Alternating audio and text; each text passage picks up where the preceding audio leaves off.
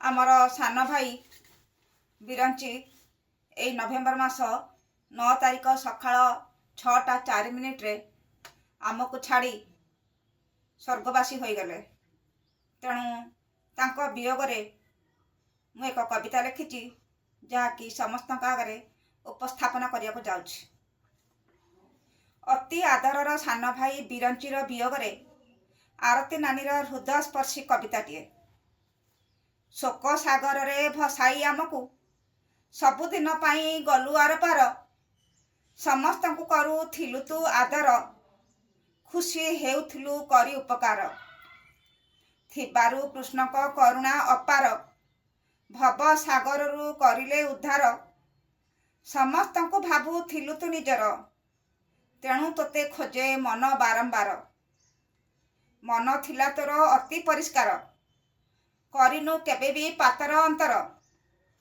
हेउ नथिलु तू दुखरे कातर, कष्ट सही छाती करिलु पथर। छाड़ी चाली गलु करिदेई पर, तो बिना लागुछि दुनिया असार। पचारुछि तोते केउ आड़े गलु, टिकिए देई दे मो प्रश्न उत्तर। तोर पासे थिला ज्ञानर भंडार, थिला मध्य भल बुद्धि ओ विचार।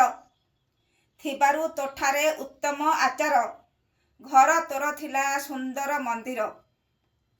तो बिना बिरंची दिशुछि अंधार, सबुठी निर्जन एवं हाहाकार। लिभि गला भाई डाक अधिकार, आखिरु बहुची लुह धार धार।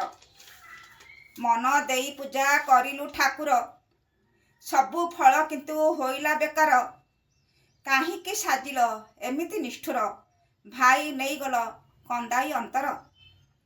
समस्त क्षेत्र रे थिलु अग्रसर, नथिला तोठारे गर्भ अहंकार। काहारी उपरे करिनु निर्भर, चमत्कार थिला तोर व्यवहार। कार्यालय रे तू थिलु निष्ठापर, करिनु का प्रति केबे अत्याचार। स्वभाव थिला तो अत्यंत उदार, बुझुथिलु समस्तंकर खबर। थिले तो सहित प्रिय सहोदर, संग्राम करिलु होई धनुर्धर। कर वंशर तू थिलु अलंकार, पाई गलु एबे मोक्ष सरोवर। आम मध्ये स्नेह थिला निरंतर, समस्त कार्य थिलु धुरंधर। दिव्य ज्ञान पाई थिलु तू तत्पर, आउ भेट हेबा नाही पुनर्बार। ध्यान करी मन रखुथिलु स्थिर, आतुर न होई कलु विघ्न दूर। केही नुहे काहार, सबु क्षण भंगुर। जोगेश्वर कृष्ण खाली अति आपणार, समस्त को करी देलु थरहर। मने पड़े तोर कथा बारंबार, विकल तो ना करुछि चित्कार। चक्रधर तते कले बीरबर, आलोक बांटिलु होई तू भास्कर। हेउ तोर आत्मार सद्गति, कृष्ण को ठारे मो छोट बिनती। भूली हेब नाही तो श्रद्धा पीरती, रखिबी हृदय तो अभूला स्मृति। नाजी आसु ठारे भरी दिय धैर्य, कृपा करी तांकु कर ए साहाय्य।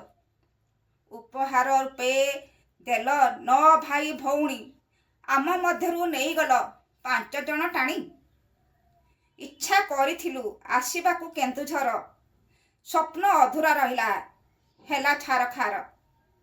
घर जंजालरु तू होई गलु निस्तार, संतान को देई गलु उत्तम संस्कार। तो भल गुणर नाही पटांतर, बुझी पारुथिलु सभिंक अंतर। मन कथा तोर बुझिले ईश्वर, वैकुंठ धाम को हेलु स्थानांतर। समस्त को मोर धन्यवाद।